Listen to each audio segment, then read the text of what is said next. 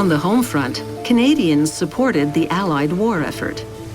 Industrial production was among Canada's most important contributions to an Allied victory. In early 1944, at the age of 18, Edith Vollrath became one of the 300,000 Canadian women who held wartime production jobs during the Second World War. She started working at Aircraft Repair Limited, close to her home, 30 kilometers north of Edmonton. She had the relatively unglamorous but essential job of checking airplane engines for cracks. Nearly a year later, she was sent to Defence Industries Limited in Ajax, Ontario, which made ammunition. Steady hands and nerves of steel were required for Edith's next production line job, pouring liquid explosive into shells. One of the more than 100 steps that went into manufacturing each shell.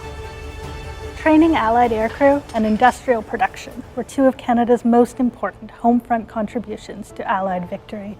I was fascinated to see that Edith Vollrath, at age 18 and 19, was doing her part to assist in the war effort by working in both fields. From 1939 to 1945, Canada produced $11 billion worth of wartime munitions, supplies, and food, equivalent to more than $125 billion today. At the end of the war, when the factory where she worked shut down, Edith was laid off. She returned home to Alberta. She married in 1952 and raised 7 children.